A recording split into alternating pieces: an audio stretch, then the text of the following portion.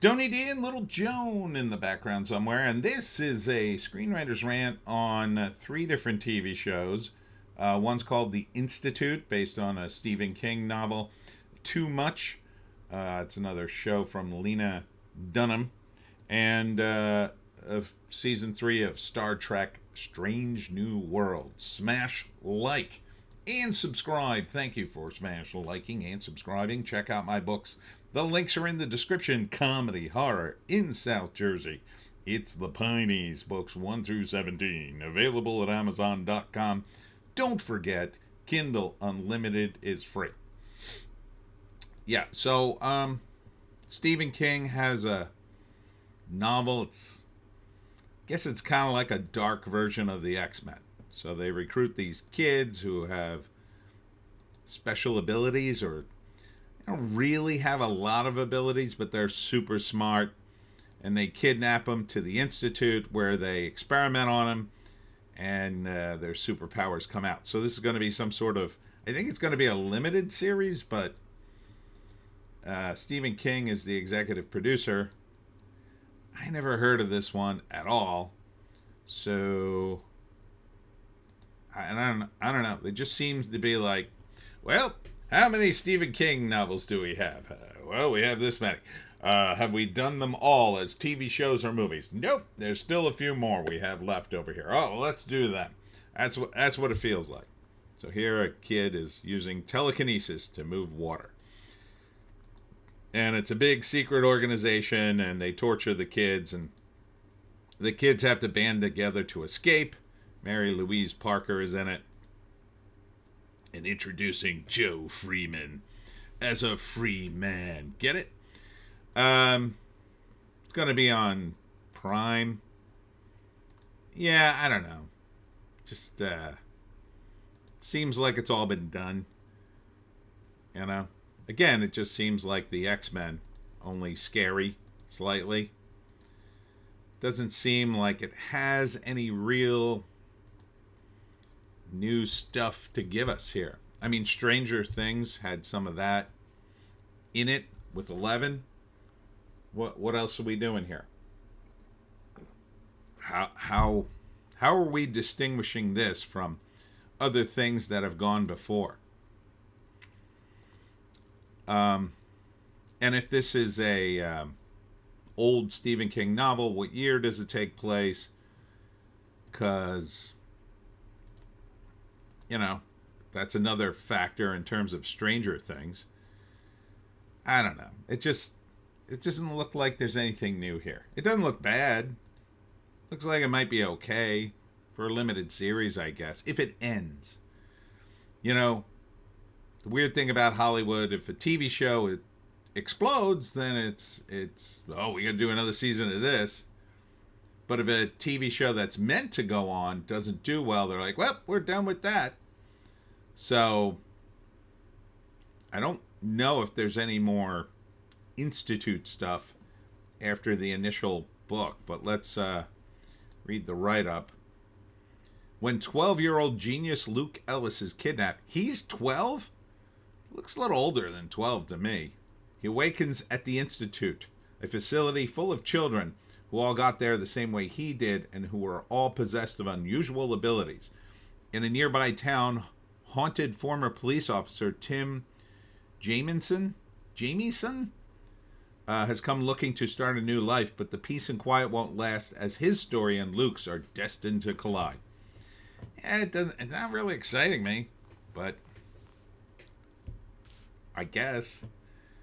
Next up is Too Much, another girl show from Lena Dunham. I'm meaning that it's very girly.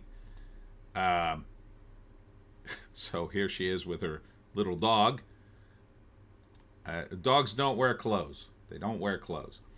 So she breaks up with her boyfriend and then moves to London because I guess she has the money to do that. And just pick up and move to another country and still be able to work and pay the bills somehow. And she wants to find romance with an English guy. And she does. And there are several bits here where she talks about her vagina and sex. So, I don't think this passes the Bechdel test. No, I wouldn't. I wouldn't watch this on a bet. It's all about relationships. It's not for me though. I mean, it's for you, ladies, I guess. If you want to see a show, quite frankly, kind of looks gross to me, but it's got romance and stuff in it. Here, a bunch of girls lounge around and talk about relationships with an older lady, and then she mentions sex, and they go, ew! July 10th, if you hate yourself. So there you go.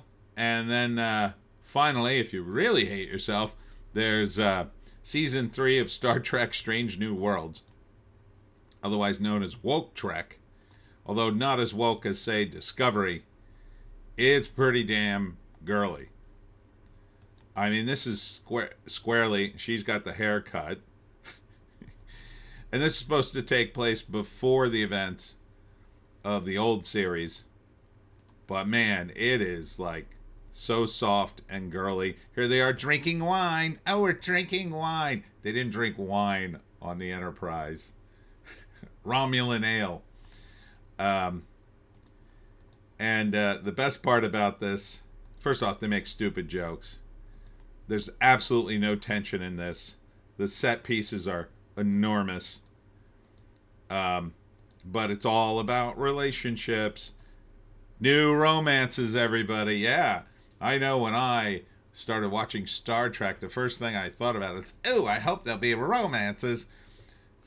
This has absolutely no place in Star Trek. Look at the pink lettering, too. Could you girl this up anymore? This is a disgrace. This was never aimed at this audience. And you're not going to get the audience you want. Women don't like this kind of stuff.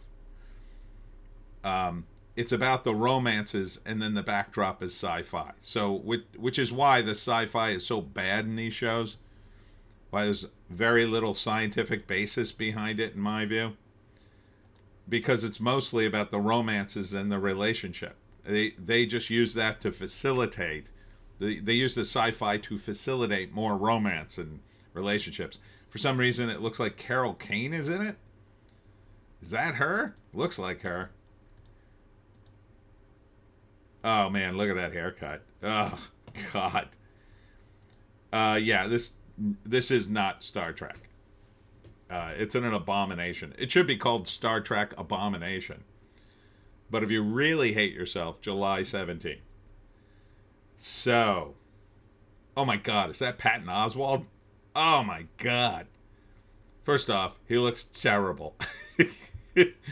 Like, what kind of makeup job is that? And him as a Vulcan? I'm sure he makes a joke. Is he Sarek? Jesus. What is the what's going on with the casting here?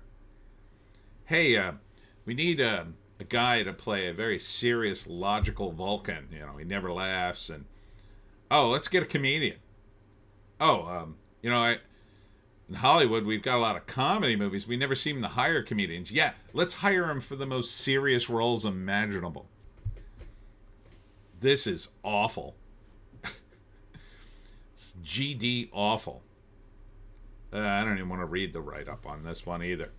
All right, so pick your poison. Well, obviously, Star Trek Strange New Worlds is way on the bottom. This is on the bottom of everything I think I've ever reviewed.